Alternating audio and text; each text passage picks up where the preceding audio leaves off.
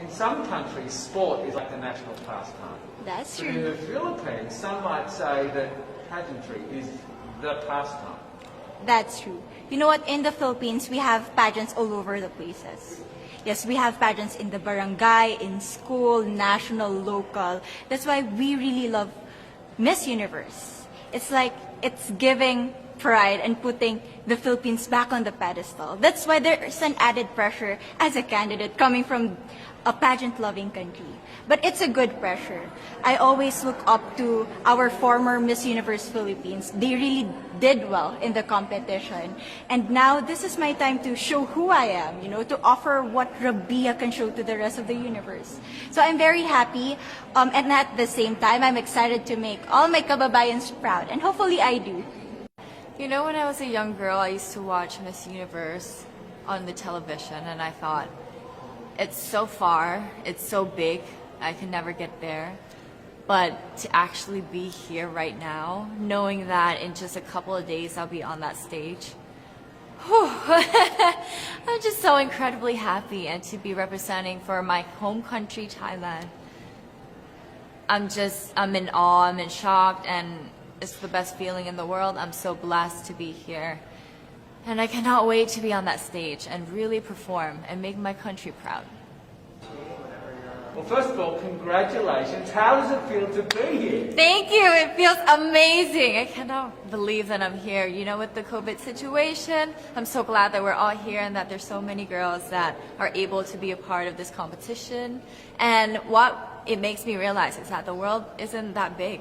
When you see all the girls in the auditorium together from different countries, and everyone is so nice and so lovely, they're so warm, and I can't wait to get to know everyone. And also it's so unique to see that everyone was born into such different cultures, different languages, but we're all here together to tell our stories. Why do you think it is that the Philippines love pageants? They have appreciation for beauty. We do love pageant because we used to think that we wanted to be included in the world, I have to be honest, in the Philippines, my skin color used to be not the standard of beauty. I was obsessed whitening my skin because these are the kinds of beauty queen we see on the mainstream. But things were different now. That's why I'm very proud to be a morena. In the Philippines, we call it morena. It's brown skin girl. And to be able to represent, my color, my identity as a true Filipina.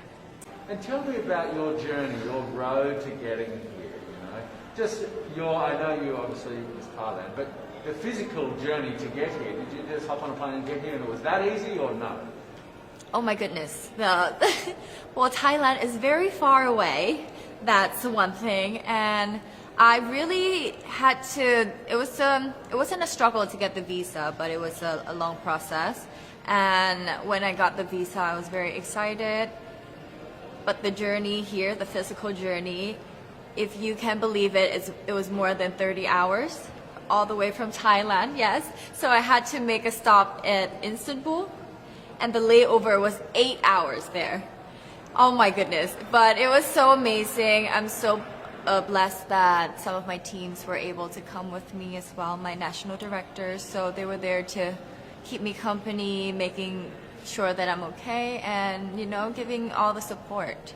Tell me about your journey to being crowned Miss Philippines. In a world that, in a country I should say, that loves pageants. That must have been a very intense process. Tell me about your journey to being Miss Philippines. Well, my journey was crazy. You know what? I started to be a dark horse. Nobody noticed me. Nobody knows I was in the competition up until the preliminary and the coronation night. And when I won, I received different comments. Of course, there were people who didn't expect me to do well, who think that I cheated. That's why I need to redeem myself in Miss Universe. I really need to do well in this competition. And the thing is, I love pressure. I love criticism. I get better every day with that. You tell me I cannot do that, I turn to you and I'm going to say that, no, I can do it for myself. Good for you. And in a world of COVID where you can't have family and friends, come with your potential, Yes. how important is that support here on the ground? How important is it to know that, people at home are behind you? Oh my, it's absolutely everything. Knowing that you've got that support, it is the motivation that keeps me going every day. Every time I see a message online and they're saying that they're supporting Thailand, and it's so nice to see the nation coming together to support their candidate, to support their representative, and it's just how a country thrives. Because we cannot thrive alone, we have to move forward together. Yeah.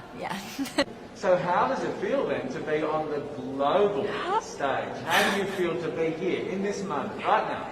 It's crazy, but I'm overwhelmed with the support, not just from the Filipino community, but also from Thailand, Latin countries who do appreciate me as a candidate, as a person.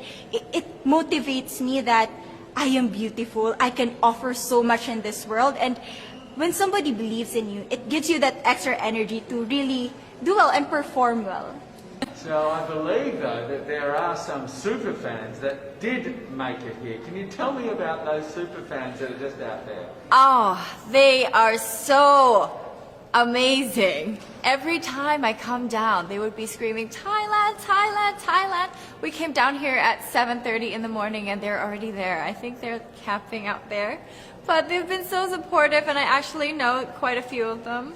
Some of them are big YouTubers in Thailand and flew all the way here just for the competition. But pageantry is so big in my home country and it's almost like a national sport. So the whole country gets behind it. They're very supportive, and they're just right behind you.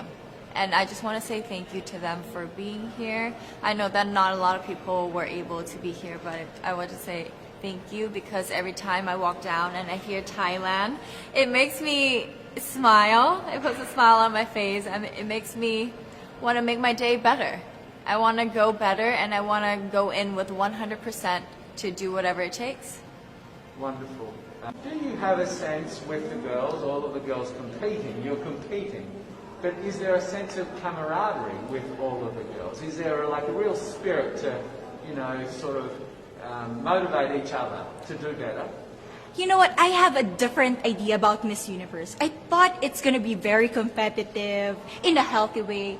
Well, of course. But now I can see every girl helping each other. From fixing those hairs, from trying to zip up those outfits. It speaks of the closeness and the kind of camaraderie that we want to have. The goal of Miss Universe is not just to crown one girl, but also to build a genuine and long-lasting friendships among us. One last question, a couple last questions. How has it been on the ground? How has the week sort of been unfolding? What is your day-to-day like? Give your fans at home and give our viewers a sense of what it's like. What is it like here? It is incredible. It's an incredible journey to have been able to meet all of the girls because when you know of each other online and you've been messaging, you're on WhatsApp, there's a WhatsApp group, you've been talking, but then to actually come here and meet them in reality, it's just a whole different feeling. And it's just so nice to get to know them better and to know their stories because each of them are so inspiring and they're so empowering and they have different stories that make them the woman that they are today. And I think it's just unique to get to know them. Would you say within the Miss Universe world, the contestants, is there a sisterhood? Are you sisters?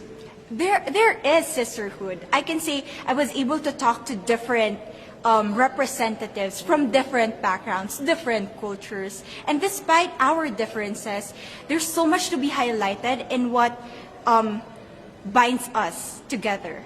And that is because we want to empower women. We want to have our advocacies. We want to speak for the things that we love. And that's a celebration of women and the beauty that we have. So coming out of this week, obviously you would love to be crowned Miss Universe. Of course. And that would be wonderful, of course, for any of you. But what else will you take out of this week? What do you think you'll feel at the end of this week, regardless of the result? how will you be a different person? It's the growth and the development that I was able to have during preparing for this dream. I will be honest, there was a moment that I lost my identity because I was put under pressure. I was in that position in which I feel like I'm not good enough. I'm not a good representative of my country, but I was able to bounce back stronger. And if I was able to do that for Miss Universe, I will be able to do that in life. That is my greatest takeaway from Miss Universe. Okay, so the Philippines have a huge amount of fans. Yes. I want you to give us a little bit of a message to the fans here and at home. But send a message. What would you say to all the fans in the Philippines? To all my fans from the Philippines and from all over the world, maraming salamat po. Thank you so much for loving me and for believing in me. It means a lot to somebody who is so naive in this industry, who has no idea how to become a beauty queen on the first day of my journey. But because of your love and support, I was able to be the woman that I am today. And regardless of the result, I may or I may not win the crown, but one thing is for sure, I'm gonna make you all proud.